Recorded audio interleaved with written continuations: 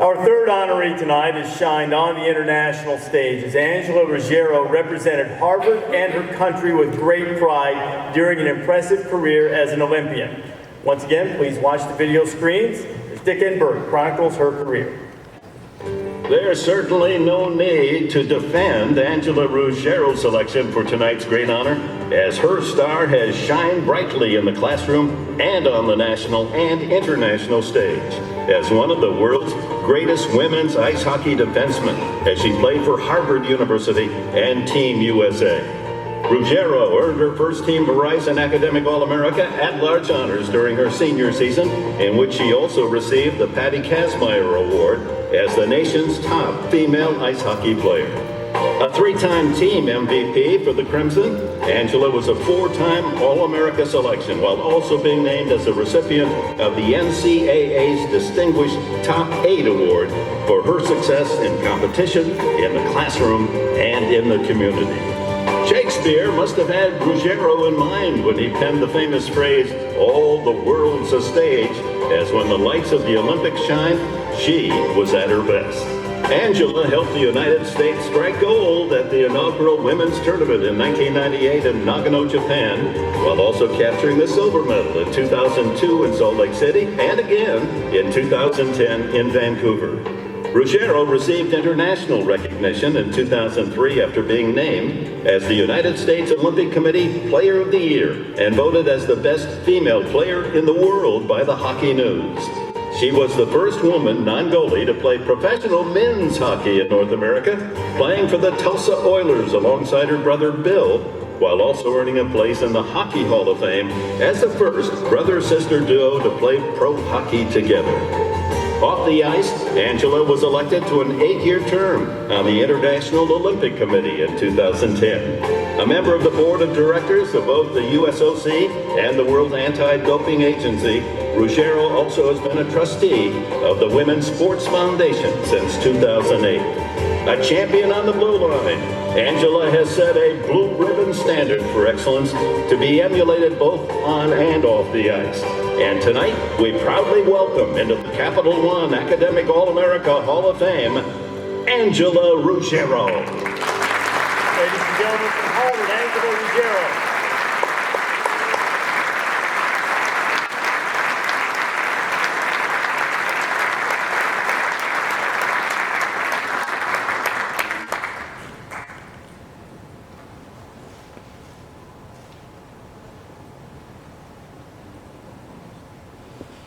Dr. Jones, you left your plaque. I guess that's my job to make sure you get it, though. So sorry about that. Angela, we just heard your extraordinary career on the ice. Very few people get to experience the thrill of winning an Olympic gold. What was that moment like for you? It's something I've continued to chase in 3 subsequent Olympics.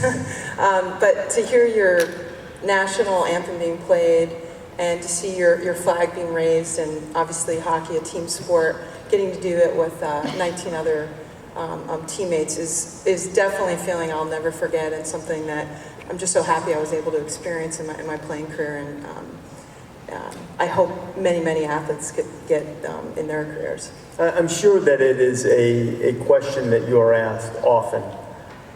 When you stop to think about it, and you think about the other people you shared that with, how do you describe the emotion that comes up inside even now? It's amazing. Unless you're, on the blue line, looking at your flag, and you're holding your teammates' hands, you can't describe it. I mean, there's no words for it. But it's been, I don't know how many years since we won that, and every time I see my teammates, you just have this immediate bond that you'll carry with you for the rest of your life. How would you describe the way you've seen women's ice hockey grow? It's been amazing. Have to hand it, obviously NCAA adopted the sport in 2000, the Olympics, first time in the sport in 1998. And there's a pro league right now that we're launching this year in the NWHL, trying to pay our players for the very first time. So the sport has progressed. It's still not where it could be. There's many more opportunities, obviously. When I was a young hockey player growing up in California, there were no girls playing hockey. I didn't know of the fact that you could get a college scholarship or play in the Olympics, and now I see all these unbelievable opportunities. So really happy that young women have that option. But I do think there's room for growth. So how did you get started? Sort of fell into it. My dad played hockey in New Haven, Connecticut. Wanted my brother to play and follow his footsteps in the net, and he was a goalie.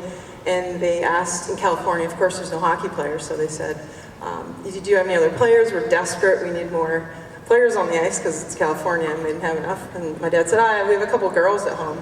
They said, "Oh, we don't care. Bring them out. We'll give you a discount."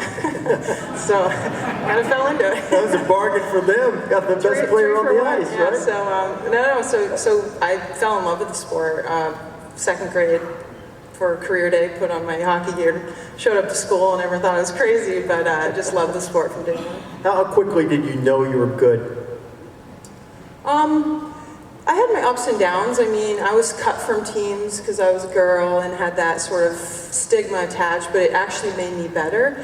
And when I came to the East Coast, where there was girls hockey when I was 14, that's when I realized I was pretty good. Because I've been playing years and years on boys hockey, not having women in the Olympics to sort of compare and contrast myself with, and obviously on the West Coast, not even seeing college hockey. So it wasn't until I came to the East, recognized that I actually have a chance at making an Olympic team, and that's when I set my sights on Nagano. What was it like playing with your brother? It's great. He's here tonight supporting me. It was amazing. Billy and I were, a tandem. We were best friends growing up. He was the goalie. I was the defenseman. Occasionally, I'd kick the puck into the net. He'd yell at me. But to be able to go back on the ice as adults and play in the Central Hockey League together and have that moment was brother and sister 20 years later, and we get to play at that level was so special. Any great drop the gloves moments from when you were kids? You guys went at it? Billy and I? Yeah, you and Bill.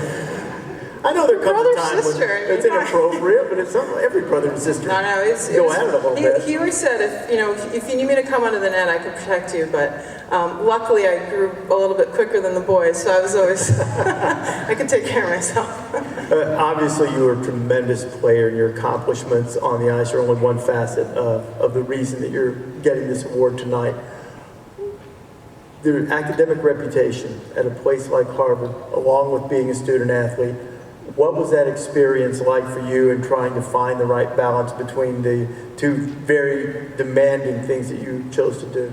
Yeah, so I realized in high school, I think, and sort of the beginning of my college career at Harvard, that all of the skills that I had accumulated as an athlete could literally be applied to anything else. And so it was this pattern recognition of setting a goal, figuring out what the steps are to achieve it, working with others, having that grit and determination, and just applying that pattern over and over. And I realized that if I use that same mindset that I had on the ice, off the ice, I could be successful. And so Harvard's an unbelievable school with so many resources and amazing professors, and just, my coach, Katie Stone, wished she could be here today, but she always used to say, you cross the river, Charles River, and you're at the rink, you're playing hockey. When you cross the river to go back, you're in the classroom. And so you could kind of flip that switch and be a full-time student when you went back across the river. And it's something I try to teach to young boys and girls today of recognizing what they've learned as a student or as an athlete and trying to apply that in their academic side. They'll have just the same success. What about finding the right amount of time to dedicate to each side? There's a balance for everyone. There definitely were times in my career where I was more tunnel vision, right before the Olympics, for example. But I always found, I was able to play more games than any other man or woman for Team USA. So I played 15 years with that jersey, which was amazing. Towards the end of my career, I realized if I didn't have that balance off of the ice, I wasn't going to be as successful on the ice. So I always encourage young athletes especially to play more sports, to find what interests them in the classroom, to try working with extracurriculars or nonprofits, because to me that stimulated me in a way that when I got on the ice I was fully in. Your work with the Women's Sports Foundation now, you talked earlier about using lessons in athletics to accomplish things. What types of things do you hope to accomplish with that group? Well, the Women's Sports Foundation obviously have helped pave the way for so many women to have opportunities to compete in the NCAA, in the Olympics, and but it isn't focused on the elite. It's more, I think, focused at the grassroots level, recognizing that if you give a young person, regardless of their gender, a soccer ball, and enable them that opportunity to learn about themselves, learn about self-confidence, learn discipline, et cetera, I mean, all the things that we all know are great about sports, you can empower that young person to be better. And the Women's Sports Foundation knows that the vehicle of sport is a universal language that should be applied and accepted and afforded to every young boy or girl. So I fell in love with the organization when I was younger. Was fortunate to serve as the president the past couple of years and see the impact that it's had, and so want to give back wherever I can to help them with their mission. What's the biggest change you've seen during your time in the acceptance, I guess, in the mainstream or maybe among male sports fans of women's sports? I have my teeth, so that people always know. I think recognizing just the pure athleticism of elite athletes, and it's not only about giving them the same opportunity to play, it's also about giving them the same resourcing, because when you have female athletes, male athletes, whatever, that get to compete as an elite athlete for many, many years, into their 20s or 30s, you see that game elevate continuously. And so I feel blessed. I'm here in the U.S. with the U.S. Olympic Committee and played for USA Hockey for many years, and a lot of countries don't have that option to compete and have all this unbelievable opportunity in the NCAA, for example. So I travel around the world with the International Olympic Committee, and I got to do sport and academics, and these young athletes around the world don't have both. So to be able to give back and to see the options available for young women here that get to do sports and academics, or young men, again, I just feel so blessed to be here. And I could ask this really of any of your fellow inductees tonight, but given the academic reputation of Harvard, I think you're a great person to answer this question. Occasionally, you'll hear people say that maybe because of the occasional story we'll hear about academic malfeasance or whatever, that maybe we would be better off with a system the way they approach it in other countries, where you have club sports for people who want to pursue athletics, and then you have the university. What benefit do you see from our system of athletics being, in some ways, even when you don't have to cross the Charles River, being interwoven into our higher educational system? To me, sports is a version of education. And to live in this system, to have benefited from this system, I couldn't imagine living anywhere else. Again, having the opportunity at whatever university you're at to pursue academics and not be limited because you're a good athlete. Because that's really what the message you're sending. If you're good at athletics, you shouldn't be afforded the opportunity to pursue your academics, which we all know, unfortunately, one day you have to stop being an athlete. It's really hard. And then you have to get a real job, which is even harder. And so to make sure our young athletes are pushed every day to recognize one day, whether it's something you want or not, you're going to have to be out in the real world, and there are plenty of other passions out there that you can pursue. And so I just think we should continue to push our young student athletes to pursue both. Well, certainly you set a remarkable example for them, whether male or female. Angela, congratulations on this honor. Thank you.